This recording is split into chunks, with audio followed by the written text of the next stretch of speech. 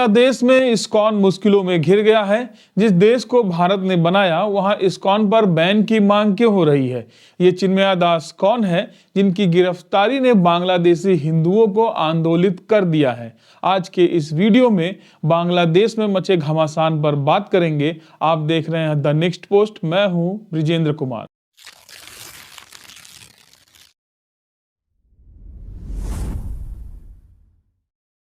चिन्मय दास, यही नाम है उस संत का जिसने बांग्लादेश में हिंदू अल्पसंख्यकों पर हो रही हिंसा के खिलाफ मोर्चा संभाला है। शेख हसीना के ढाका छोड़ने के बाद से हिंदू अल्पसंख्यकों की दुकानों और घरों पर हमलों की खबरें लगातार आती रही हैं। पूर्व प्रधानमंत्री हसीना ने 28 नवंबर को ट्वीट कर कहा कि एक धर्मगुरु की बेवजह गिरफ्तारी हुई है, बिना देर किए उनकी रिहाई होनी चाहिए। चटगांव में एक मंदिर को जला दिया गया है। अहमदिया समुदाय के मजार, ईसाइयों के चर्च, बौद्धों के मोनेस्ट्री पर हमले हुए, उन्हें लूटने के बाद जला दिया गया। हसीना ने चिताया कि धार्मिक स्वतंत्रता और सभी धर्मों की सुरक्षा पहली प्राथमिकता होनी चाहिए। लेटेस्ट अपडेट यह है कि बांग्लादेश के सिलचर में मौजूद इस्कॉन मंदिर को बंद करा दिया गया है। वहां मौजूद भक्तों को बांग्लादेश की सेना अपनी गाड़ियों में भर भर कर ले गई है। इस्कॉन के राधा रमण दास ने आरोप लगाया कि सिलचर में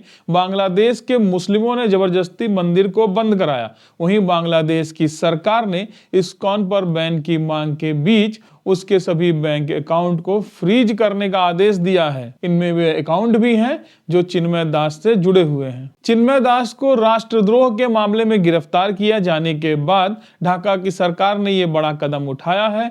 बांग्लादेश फाइनेंशियल इंटेलिजेंस यूनिट ने सभी अकाउंट फ्रीज कर दिए हैं। ढाका में इस्कॉन को लेकर माहौल गरमाया हुआ है और चिन्मय दास पर आरोप लग रहे हैं कि वे बांग्लादेश में अस्थिरता पैदा करना चाहते हैं, अपने आंदोलन को राजनीतिक रंग देना चाहते हैं। याद रखिए कि शेख हसीना के ढाका से भागने के बाद उनकी पार्टी आवामी लीग के खिलाफ नोबेल विजेता मोहम्मद यूनिस की सरकार ने जबरदस्त अभियान चलाया है। आवामी लीग की छात्र शाखा को बैन कर दिया गया है, नेताओं को गिरफ्तार कर लिया गया है और पूरी ताकत से मोहम्मद यूनिस को कुचल देना चाहते हैं। मोहम्मद यूनिस को मुस्लिम चरमपंथी संगठन जमाते इस्लामी का पूरा साथ मिल रहा है और कहा तो ये भी जा रहा है कि दरअसल ढाका की सरकार ही जमाते इस्लामी ही चला रही है। इस बीच हिंदू अल्पसंख्यकों पर हमले के खिलाफ चिन्मय दास के मैदान में उतरने से मामला हिंदू बनाम मुस्लिम का बनता दिख रहा है। चिन्मय कृष्णदास ब्रह्मचारी का असली नाम चंदन कुमार धर है। वे चटगांव इस्कॉन से जुड़े हुए थे। बांग्लादेश में अल्पसंख्यकों पर हिंसा के बाद हिंदुओं और अल्पसंख्यकों की रक्षा के लिए सनातन जागरण मंच का गठन हुआ। चिन्मय दास इसके प्रवक्ता बने। सनातन जागरण मंच के जरिए चिन्मय ने चटगांव और रंगपुर में कई रैलियों को संबोधित किया। इनमें हजारों लोग शामिल हुए। 25 अक्टूबर को चटगांव के लाल दिग्गी मैदान में सनातन जागरण मंच ने 8 सूत्रीय मांगों को लेकर एक रैली की थी। इसमें चिन्मय कृष्णदास ने भाषण दिया था और इसी दौरान न्यू मार्केट चौक पर कुछ लोगों ने आजाद स्तंभ पर भगवा ध्वजा फहरा दिया। इस झंडे पर आमी सनातनी लिखा हुआ था। भगवा झंडा फहराए जाने के मामले में बांग्लादेश नेशनलिस्ट पार्टी के नेता फिरोज खान ने चिन्मय दास के खिलाफ राष्ट्रद्रोह का केस दर्ज करा दिया है। चिन्मय पर बांग्लादेश के राष्ट्रीय ध्वजा का अपमान करने का आरोप लग रहा है। 26 नवंबर को चिन्मय दास को चटगांव कोतवाली में पेश किया गया, जहां से जज ने उन्हें जेल भेज दिया। इसके बाद ढाका और चटगांव सहित कई शहरों में हिंसा की शुरुआत हुई।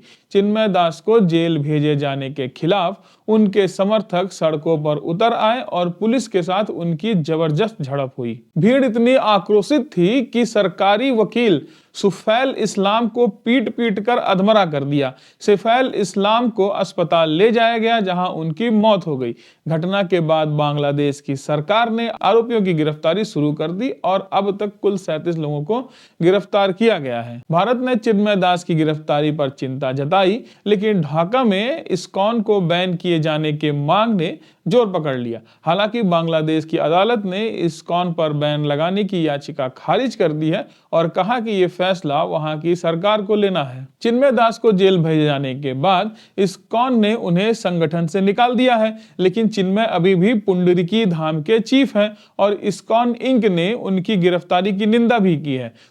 से ये पता चलता है कि इस्कॉन में भी चिन्मय दास को लेकर के दो मत बने हुए हैं। शेख हसीना के बांग्लादेश छोड़ने के बाद हिंदू अल्पसंख्यकों पर हमले बढ़ गए हैं। बांग्लादेश की जनसंख्या 17 करोड़ से ज्यादा है और हिंदुओं की आबादी 1.5 करोड़ के करीब है, जबकि बुद्धिस्ट और ईसाई की आबादी लगभग 1% है।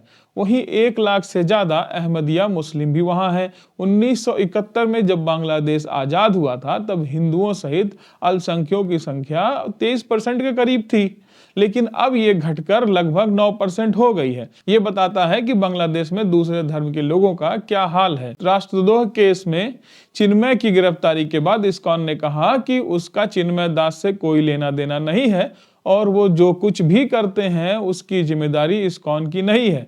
चिन्मय की गिरफ्तारी पर ग्लोबल इस्कॉन ने बयान जारी किया और मोदी सरकार से हस्तक्षेप की मांग भी की है। इस्कॉन इंक ने एक्स पर लिखा कि वह इस्कॉन बांग्लादेश के प्रमुख चेहरा चिन्मय दास के साथ खड़ा है। ग्लोबल इस्कॉन ने कहा कि ये आरोप बेबुनियाद है कि इस्कॉन का आतंकवाद से कोई लेना देना है। इस्कॉन इंक भारत सरकार से तत्काल कदम उठाने की मांग भी करती है। इस्कॉन एक शांतिप्रिय भक्ति आंदोलन है। बांग्लादेश सरकार चिन्मय कृष्ण दास को तुरंत रिहा करे। बांग्लादेश में हिंसा की घटनाएं धार्मिक रंग वाली हैं और इस्कॉन को लेकर विवाद बढ़ता जा रहा है। बांग्लादेश की सरकार ने कोर्ट में हलफनामा दाखिल करके कहा कि इस्कॉन एक धार्मिक कट्टरपंथी संगठन है। अब आप समझिए कि बांग्लादेश की यूनिट सरकार का कैरेक्टर क्या है। ढाका में शेख हसीना के खिलाफ हुए आंदोलन में मुस्लिम चरमपंथियों का सीधा हाथ था। अभी जो लोग वहां सरकार में हैं उन्हें जनता ने नहीं चुना है। शेख हसीना को जनता ने चुना था, लेकिन अमेरिका की सह पर शेख हसीना को सत्ता से हटाने के लिए आरक्षण के बहाने आंदोलन छेड़ा गया। शेख हसीना पर तानाशाही का आरोप लगाया गया, लेकिन हसीना के रहने पर अल्पसंख्यकों पर हमले नहीं होते थे। भारत के साथ हसीना के रिश्ते बेहतर थे और दिल्ली का प्रभाव बांग्लादेश में साफ नजर आता था। 15 साल के शासन में शेख हसीना ने बांग्लादेश को खड़ा किया, लेकिन उनसे नाराज लोगों ने कट्टरपंथियों से हाथ मिलाकर आवामी लीग की सरकार उखाड़ फेंकी। अब जो लोग सत्ता में हैं उनका इतिहास बहुत ही दागदार है। खालिदा जिया की बांग्लादेश नेशनलिस्ट पार्टी का जमाते इस्लामी के साथ सीधा रिश्ता है और 1971 में बांग्लादेश मुक्ति संग्राम के दौरान जमाते इस्लामी पर नरसंहार का आरोप लगा था। ये सुन्नी मुस्लिम कट्टरपंथियों का एक संगठन है। 2001 से 2006 के दौरान बांग्लादेश नेशनल पार्टी का शासन खूनी था। हर रोज हिंसा होती थी और मासूम मारे जाते थे। बांग्लादेश में विपक्ष में कोई भी रहे वह चुनाव का बहिष्कार ही करते थे। शेख हसीना ने जब 2024 की शुरुआत में चुनाव करवाया तो बीएनपी मतलब बांग्लादेश नेशनल पार्टी ने इसका बहिष्कार कर दिया था, लेकिन मोहम्मद यूनुस को किसने सत्ता में बिठाया? वह अमेरिका के सह पर अंतरिम सरकार के मुखिया कम सलाहकार हैं और जमाते इस्लामी की सलाह पर सरकार चला रहे हैं। बांग्लादेश की मौजूदा सरकार में हिंदू अल्पसंख्यक सुरक्षित नहीं है। ये 3 महीने में ही पता चल गया है। आने वाले दिन कैसे होंगे इसकी सिर्फ कल्पना ही की जा सकती है। पूरे देश में हिंसा हो रही है। आवामी लीग के नेताओं को टारगेट किया जा रहा है।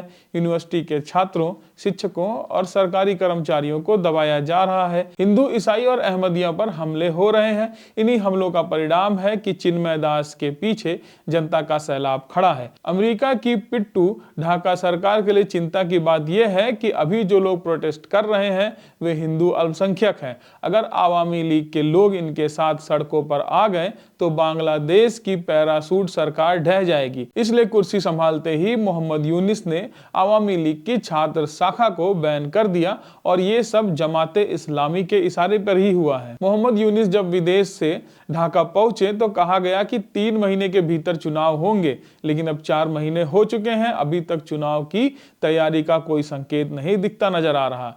बांग्लादेश में धार्मिक टकराव की आहट बढ़ती चली जा रही है। सबकी निगाहें चिन्मय दास और इस्कॉन के खिलाफ जमाते इस्लाम के एक्शन पर टिकी हुई है।